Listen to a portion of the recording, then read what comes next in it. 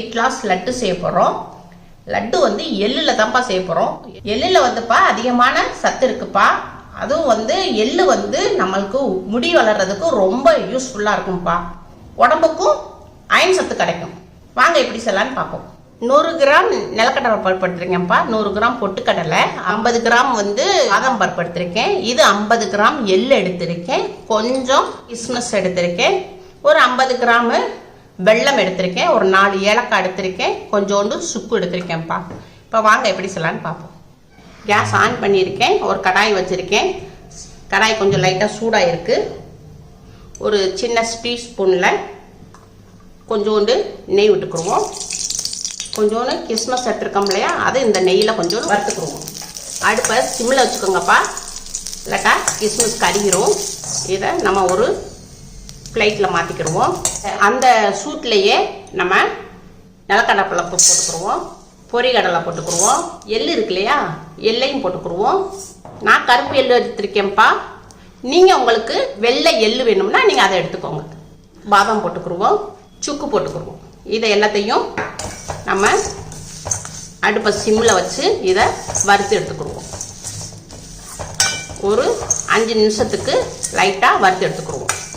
இப்போ அடுப்பை நம்ம சிம்மில் வச்சே நம்ம ஒரு 5 நிமிஷம் இதை வறுத்துருக்கோம்ப்பா. கருக விடக்கூடாது. கருக விடாமல் நம்ம இதை வறுத்துக்கிடணும். நல்லா வறுத்து எடுத்துக்கிட்டோம்ப்பா. இதை வந்து இப்போ வந்து மிக்சியில் மாற்றிக்கிடுவோம். இப்போ நம்ம வறுத்ததை வந்து மிக்சியில் போட்டுக்கோம்ப்பா. இதை நான் உங்களுக்கு பவுடர் ஆக்கி கொண்டு வரேன். இந்த இப்படி அடிச்சிருக்கேன். ரொம்பவும் உங்களுக்கு நைஸாக பவுடர் ஆக்கக்கூடாது, பரபரன்னு இருக்குது. இப்போப்பா கேஸ் ஆன் பண்ணியிருக்கேன், சட்டி வச்சுருக்கேன். இப்போ நம்ம கொஞ்சம் வெள்ளை பாவு காய்ச்சறதுக்கு நம்ம கொஞ்சம் தண்ணி ஊற்றிக்கிறோம். இப்போ நம்ம வெள்ளத்தை வந்து இந்த தண்ணியில் போட்டுருவோம். இப்படி இந்த கட்டியாக இருக்கலப்பா வெல்லம், அது வந்து கரையணும். நமக்கு கரைஞ்சாதான் நமக்கு கரெக்டாக வரும். வெல்லம் நல்லா கரைஞ்சிருச்சுப்பா. இப்போ வெல்லமும் நல்லா கொதிக்க ஆரம்பிச்சிருச்சு. இப்போ இந்த நேரத்தில் நம்ம அடிச்சு வச்சுருக்க பவுடர் இதில் போட்டுருவோம். அடுப்பு சிம்மில் தான்ப்பா இருக்குது. இதை அப்படியே நம்ம இந்த சூட்லேயே நம்ம கிண்டிடணும். இந்த வெல்லம் எல்லாம் மிக்ஸ் ஆகிடும். அதுலேயே இந்த கிஸ்மிஸ் வறுத்து வச்சுருந்தோம் இல்லையா, அதையும் இதில் போட்டுக்குருவோம். இப்போ வந்து எல்லாத்தையும் மிக்ஸ் பண்ணிட்டோம்ப்பா. வெல்லம் நல்லா எல்லாத்து பக்கமும் மிக்ஸ் பண்ணிட்டோம். இப்போ நம்ம வந்து கேஸை வந்து ஆஃப் பண்ணிடுவோம். ரொம்ப சூடாக இருக்குது. நம்ம வந்து இதை வந்து லட்டு பிடிக்க முடியாது. அதனால் கொஞ்சம் நேரம் ஆறட்டும்.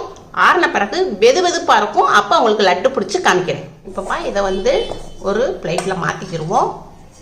ரொம்ப ஆற விடக்கூடாதுப்பா. நம்ம கையில் உருண்டை பிடிக்கிற அளவுக்கு சூடு இருக்கணும். சூடு இருந்தால் தான் நம்மளுக்கு உருண்டை பிடிக்க வரும். அதனால் ரொம்ப ஆற விட்டுட்டோம்னா உங்களுக்கு உருண்டை பிடிக்க வராது. கொஞ்சோன்னு நெய் எடுத்திருக்கேன். அதை நம்ம லைட்டாக தொட்டுக்கிறணும்.